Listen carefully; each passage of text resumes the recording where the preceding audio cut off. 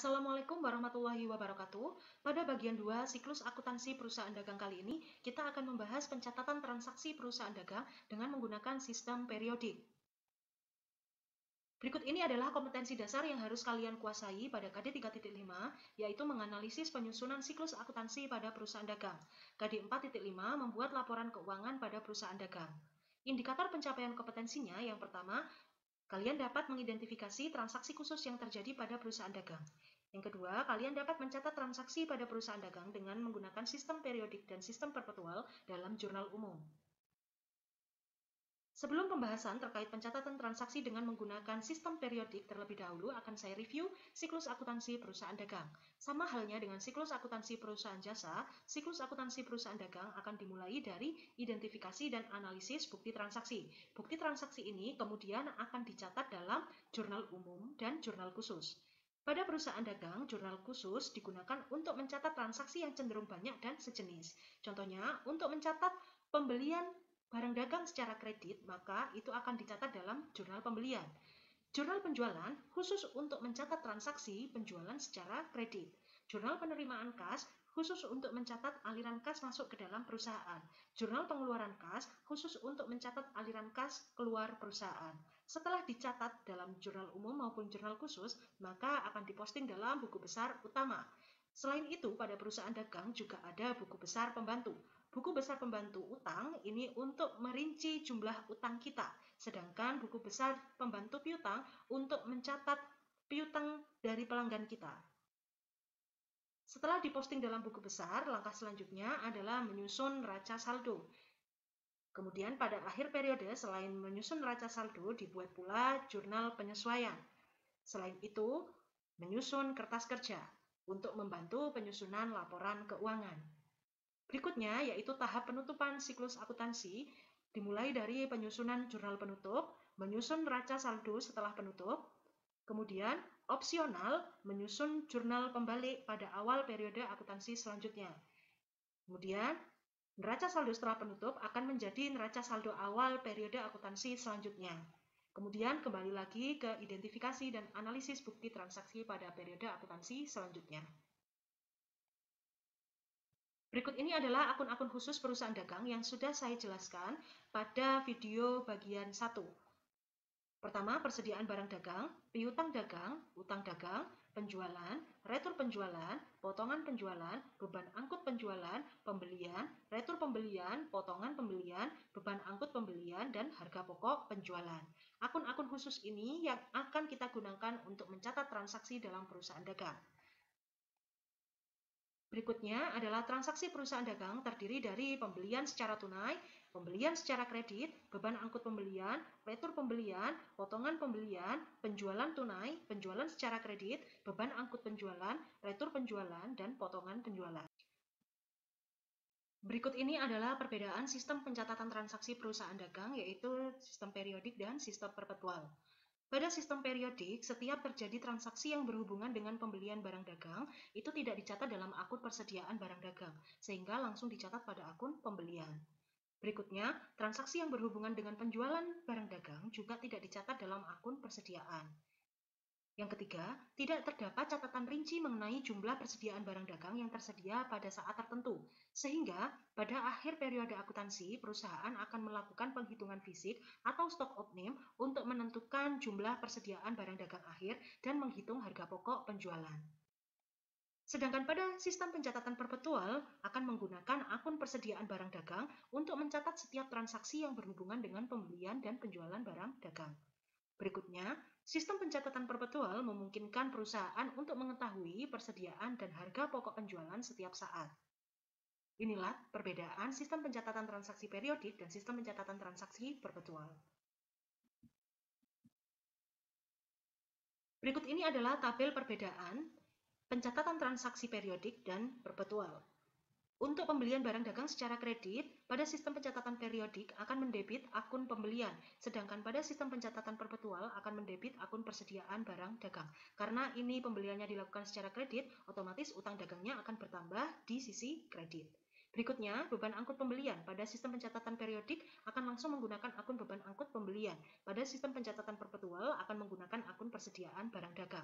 Untuk mencatat retur pembelian, maka pada sistem pencatatan periodik akan langsung menggunakan akun retur pembelian, sedangkan pada sistem pencatatan perpetual akan menggunakan akun persediaan barang dagang. Yang mana pada saat terjadi retur pembelian, otomatis utang dagang kita akan berkurang, sehingga kita harus mengurangi utang dagang itu. Utang dagang berkurang di sisi debit. Berikutnya adalah potongan pembelian, atau dalam hal ini pembayaran utang dalam masa potongan, sehingga kita akan memperoleh potongan pembelian. Pada sistem pencatatan periodik, maka kita akan mencatat potongan pembelian di sisi kredit, sedangkan pada pencatatan perpetual akan mengkredit akun persediaan barang dagang. Karena kita membayar utang dalam masa potongan, otomatis utang dagang kita berkurang di sisi debit, sedangkan kas kita akan berkurang di sisi kredit. Untuk penjualan barang dagang, secara kredit, pada sistem pencatatan periodik akan mendebit akun piutang dagang dan penjualan. Namun, pada sistem pencatatan perpetual terdapat tambahan ayat jurnal, yaitu harga pokok penjualan dan persediaan barang dagang. Ketika terjadi penjualan barang dagang, baik secara tunai maupun kredit, otomatis akan mengkredit akun persediaan barang dagang, karena barang dagang kita akan berkurang. Persediaan barang dagang berkurang di sisi kredit. Kemudian kita akan mendebit harga pokok penjualan. Harga pokok penjualan itu bertambah di sisi debit. Berikutnya, transaksi retur penjualan. Transaksi retur penjualan akan mendebit akun retur penjualan. Retur penjualan bertambah di sisi debit. Kemudian, retur penjualan akan mempengaruhi jumlah piutang dagang. Piutang dagang akan berkurang di sisi kredit. Karena kita menerima kembali barang yang telah kita jual, otomatis persediaan barang dagang kita akan bertambah. Maka persediaan barang dagang akan bertambah di sisi debit, kemudian harga pokok penjualan akan berkurang di sisi kredit. Untuk potongan penjualan dan beban angkut penjualan antara sistem pencatatan periodik dan sistem pencatatan perpetual sama. Berikut ini adalah mekanisme debit kredit akun-akun yang digunakan pada perusahaan dagang. Yang pertama, persediaan barang dagang termasuk kategori harta bertambah di sisi debit, berkurang di sisi kredit, saldo normalnya debit. Piutang dagang termasuk kategori harta bertambah di debit, berkurang di kredit, saldo normalnya debit. Utang dagang bertambah di sisi kredit, berkurang di sisi debit, saldo normalnya kredit.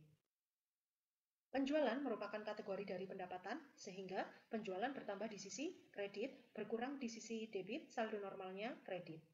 Retur penjualan merupakan akun kontra atau akun kebalikan dari penjualan, sehingga akan bertambah di sisi debit, berkurang di sisi kredit, saldo normalnya debit. Potongan penjualan merupakan akun kontra dari penjualan, sehingga bertambah di sisi debit, berkurang di sisi kredit, saldo normalnya debit. Beban angkut penjualan, semua beban akan bertambah di sisi debit, berkurang di sisi kredit, saldo normalnya adalah debit.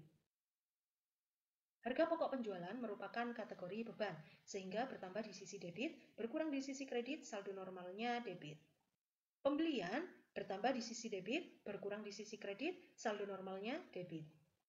Retur pembelian merupakan akun kontra atau akun kebalikan dari pembelian, sehingga bertambah di sisi kredit, berkurang di sisi debit, saldo normalnya kredit. Potongan pembelian juga merupakan akun kontra atau akun kebalikan dari pembelian, sehingga bertambah di sisi kredit, berkurang di sisi debit, saldo normalnya kredit. Yang terakhir, beban angkut pembelian. Semua beban akan bertambah di sisi debit, berkurang di sisi kredit, saldo normalnya debit. Berikutnya, kita akan coba untuk menganalisis dan mencatat transaksi ini ke dalam jurnal umum.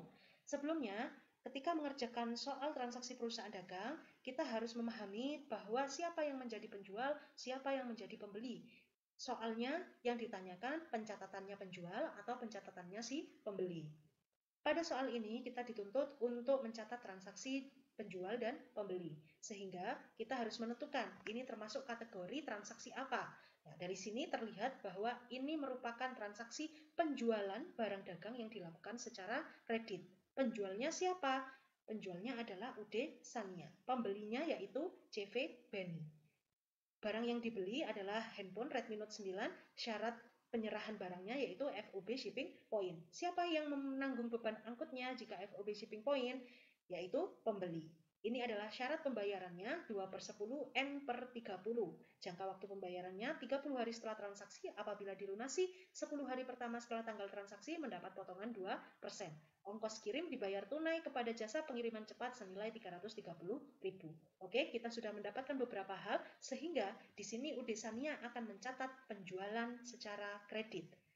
Tanggal 2 April, maka Sania akan mendebit piutang dagang sejumlah 32 juta dan mengkredit akun penjualan senilai 32 juta. Di sini tandanya penjualan bertambah di sisi kredit, piutang dagang juga bertambah di sisi debit.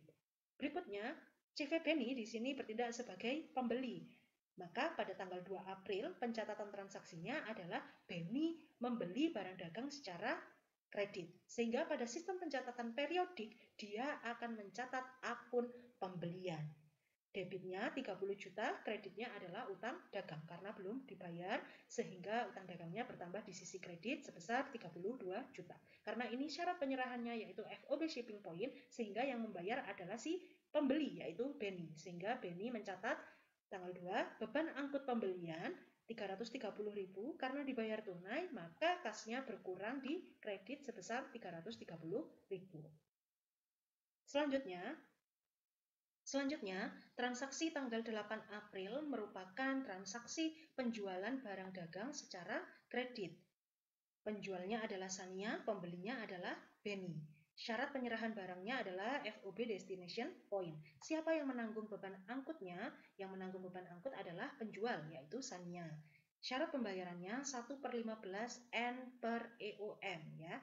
Ongkos kirim dibayar tunai kepada jasa pengiriman ekspres senilai 350.000. Sehingga tanggal 8 April Sania akan mencatat penjualan secara kredit dengan cara mendebit akun piutang dagangnya senilai 49.500.000. Kemudian kreditnya adalah penjualan sebesar 49.500.000. Karena Sania harus membayar beban angkut, yang mana beban angkut itu dibebankan pada penjual, maka Sania akan mencatat beban angkut penjualan. Beban angkut penjualan bertambah di sisi debit senilai 350.000. Kreditnya adalah kas karena ini dibayar tunai senilai 350.000.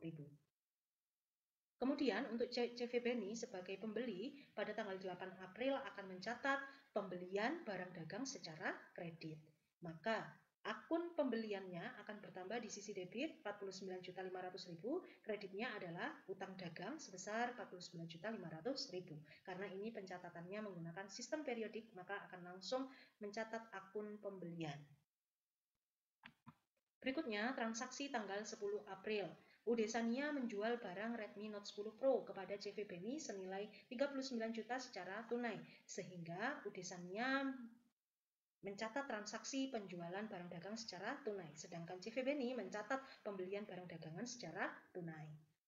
Untuk UD Sania tanggal 10 April akan mencatat kas 39 juta karena kasnya bertambah di sisi debit 39 juta ya, kreditnya adalah penjualan karena penjualannya bertambah. Penjualan bertambah di sisi kredit 39 juta. Untuk CV Beni ini adalah transaksi pembelian barang dagang secara tunai sehingga tanggal 10 April akan mendebit akun pembelian sebesar 39 juta karena secara tunai maka sudah dibayar, kasnya akan berkurang.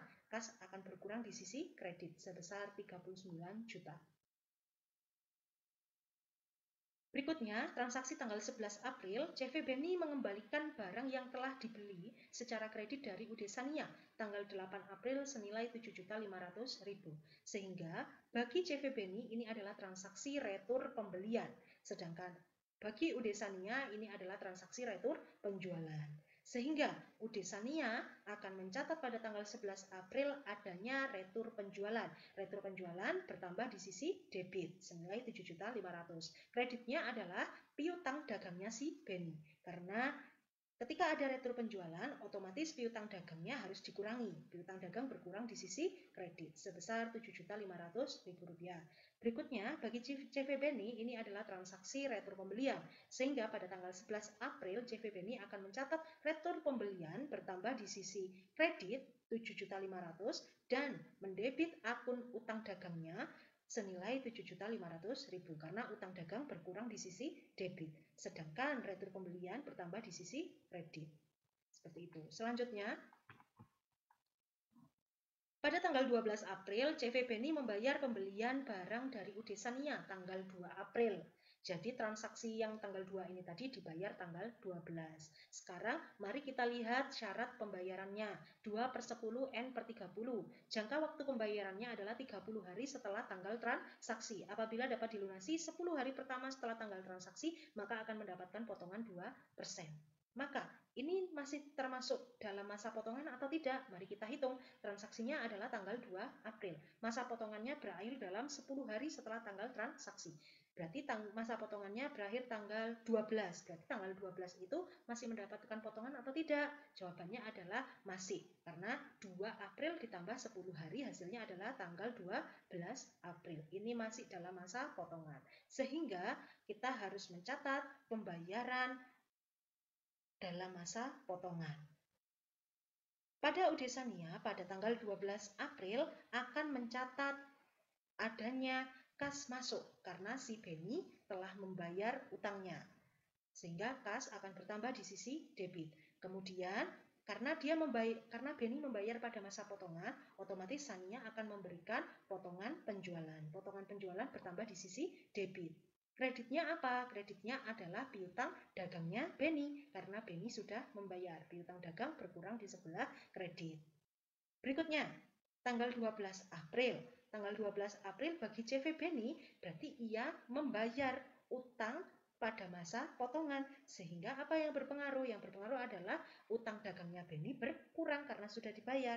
Kemudian karena dia membayar pada masa potongan, akan mendapatkan potongan pembelian. Potongan pembelian bertambahnya di sisi kredit. Selanjutnya, dia bayar utang pakai apa? Pakai kas, sehingga kasnya berkurang di sisi kredit. Sekarang mari kita hitung berapa jumlah potongan yang diperoleh Beni. Maka perhitungan potongannya yaitu 2% kali 32 juta yaitu 640.000. Kita masukkan angkanya. Untuk potongan penjualannya di sini 640.000, potongan pembeliannya di sini juga nanti akan 640.000. Sedangkan piutang dagangnya tetap akan berkurang 32 juta. Namun yang diterima Sania adalah selisih dari piutang dagangnya dan potongannya ini. Berapa? Selisihnya adalah 31.360.000. Kemudian untuk CV Beni kita masukkan. Potongan pembeliannya 640.000, kemudian utang dagangnya berkurang 32 juta. Berapa yang harus dibayarkan oleh Beni? Yang harus dibayarkan oleh Beni pada masa potongan ini adalah 31.360.000. Seperti itu. Selanjutnya, transaksi tanggal 15 April. Bagi UD Sania, ini adalah transaksi penjualan barang dagang secara kredit. Bagi CV Beni, ini adalah transaksi pembelian barang dagang secara kredit dengan syarat 2/10 N/30. Sehingga Sania pada tanggal 15 April akan mencatat piutang dagang Beni bertambah di sebelah debit sebesar 18 juta. Kemudian kreditnya adalah penjualan. Penjualan bertambah di sisi kredit yaitu 18 juta. Bagi CV Beni, ini adalah transaksi pembelian secara kredit. Oleh sebab itu, tanggal 15 April CV Beni akan mencatat akun pembelian di sisi debit bertambah 18 juta. Kemudian di sisi kredit bertambah sebesar 18 juta karena si Beni ini belum bayar. Ini dilakukan secara kredit. Berikutnya, tanggal 17 April, CV Beni mengembalikan barang yang telah dibeli secara kredit dari UD Sania senilai 3 juta. Maka, bagi CV Beni, transaksi ini disebut transaksi retur pembelian. Bagi Sania, ini disebut transaksi retur penjualan. Sehingga, pada tanggal 17 April, Sania akan mencatat retur penjualan bertambah di sisi debit sebesar 3 juta. Kreditnya adalah piutang dagangnya Beni, yaitu berkurang 3 juta. Selanjutnya, bagi Beni, karena ia mencatat ini sebagai retur pembelian, maka tanggal 17 April, retur pembeliannya bertambah di sisi kredit 3 juta dan utang dagangnya berkurang di sisi debit 3 juta.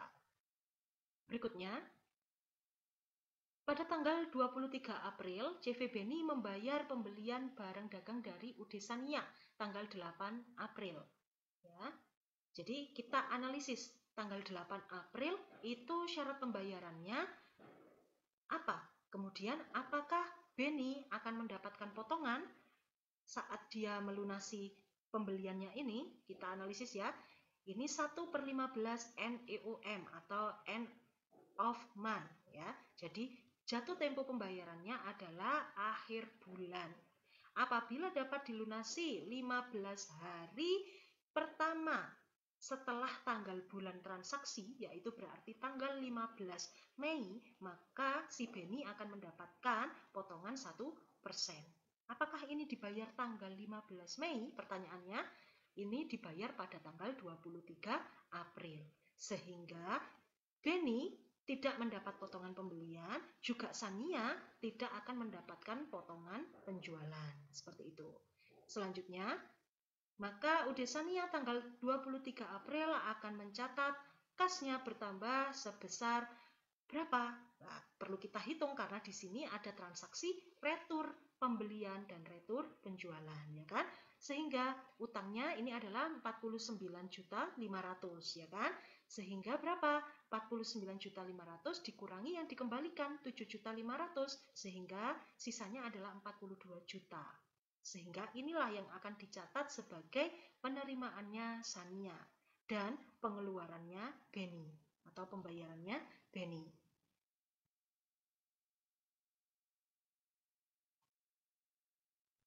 Piutang dagangnya Beni berkurang di sebelah kredit 42 juta.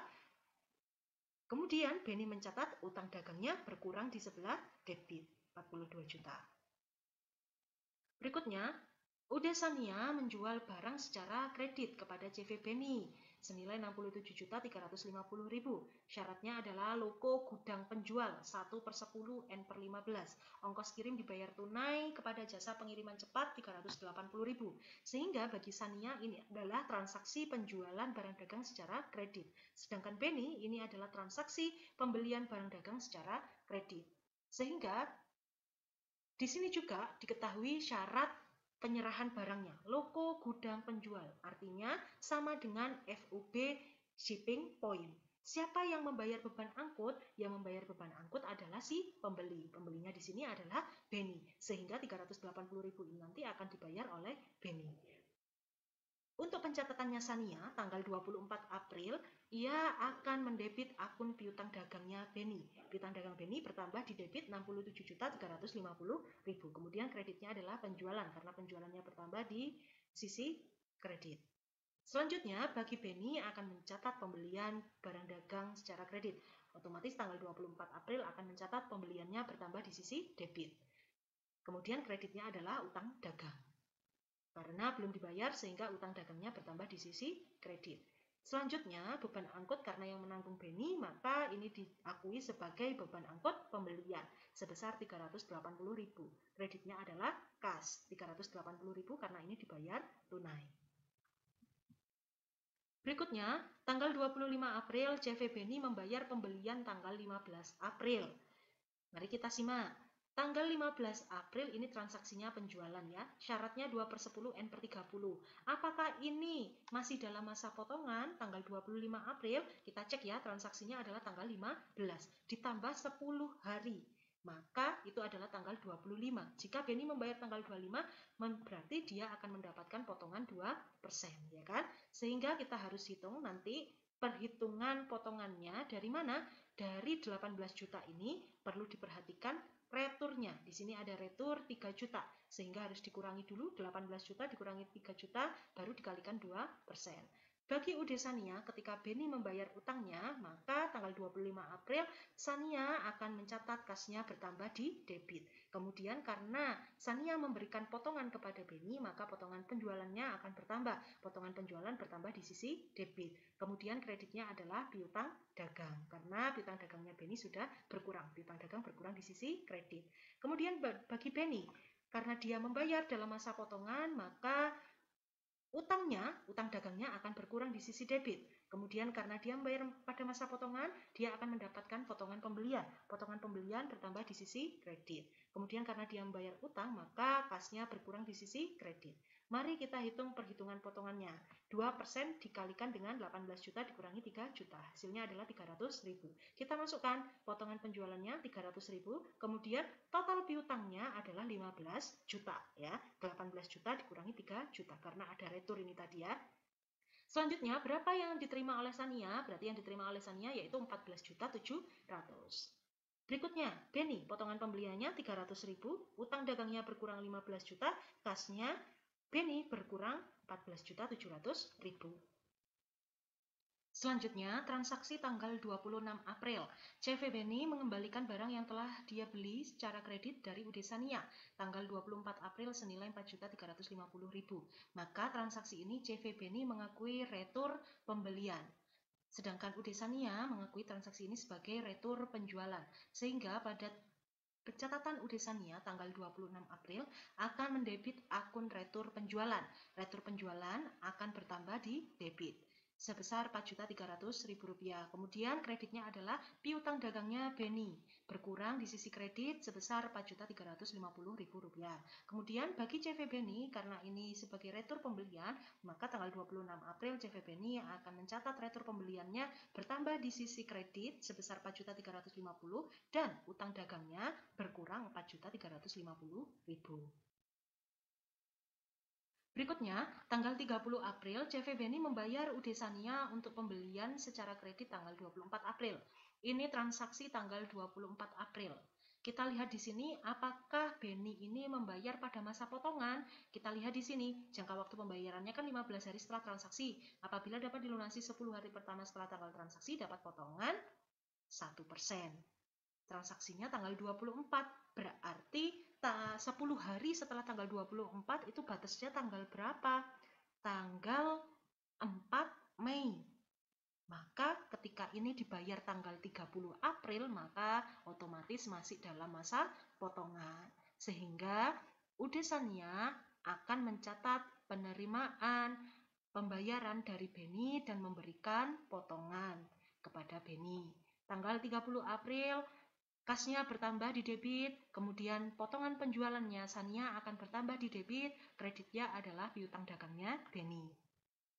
Selanjutnya, tanggal 30 April, Beni akan mencatat utang dagangnya berkurang di debit, kemudian ia akan mendapatkan potongan pembelian bertambah di kredit, dan kasnya, karena dia membayar utang, otomatis kasnya berkurang di kredit. Mari kita hitung berapa yang potongan yang diperoleh oleh Beni. Perhitungan potongannya 1% dikali 67.350, karena ini ada retur maka harus dikurangkan dulu. Hasilnya berapa? Hasilnya 63 juta ya.